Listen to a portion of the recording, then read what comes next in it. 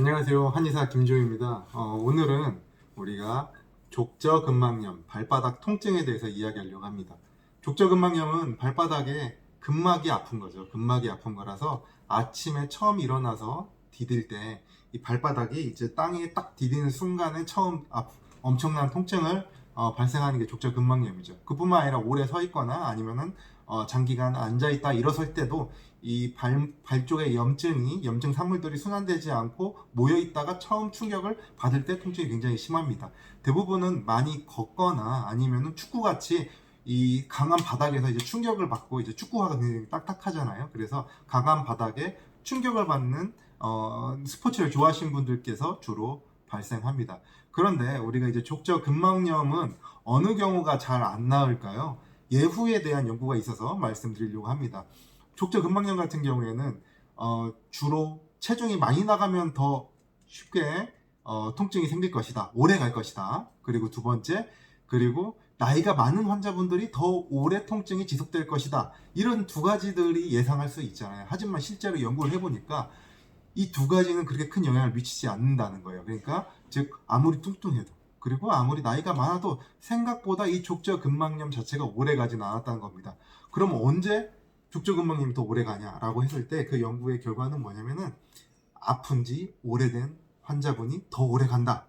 너무나 어처구니 없는 연구죠. 당연한 연구기도 하고.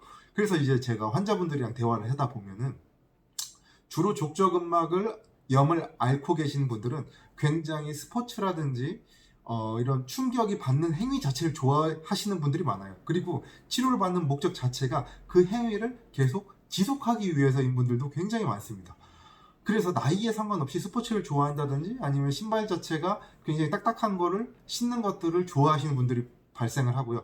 그 외로도 또 있는 게 뭐냐면 이제 군인과 같이 제가 이제 군의관 출신이고요. 육사단에서 군의관을 강원도 철원에서 했는데 이런 군의관들과 같이 딱딱한 군화를 어쩔 수 없이 많이 신는 분들 그리고 어떻게 보면은 이제 비즈니스맨 같은 분들은 구두 신고서 이제 사람들을 응대해야 되기 때문에 그런 구두를 많이 신는 분들이 많이 아프다. 그렇게 즉 뭐냐면은 질병을 빨리 초기에 치료를 해야 되는데 초기에 치료하지 못하고 생활 습관을 변경할 수 없는 분들이 많다는 겁니다.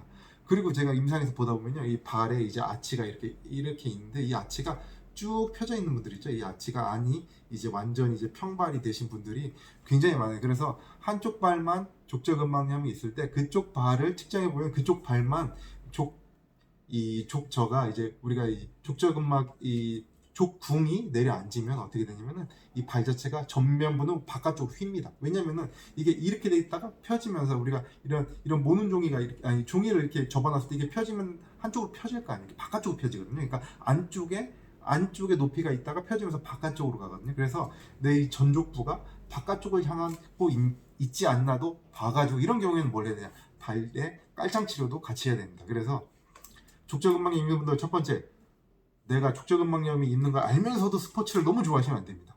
계속 운동하고 좋아하고 이런 분들이 계속 다쳐요. 그래서 이런 생활 습관의 교정 하셔야 되고요. 빠른 치료를 해서 빨리 나으면은 재발률도 적고 병도 금방 낫는다는 거라서 초창기에 꼭 잡으시길 바랍니다. 이상 한의사 김조영이었습니다.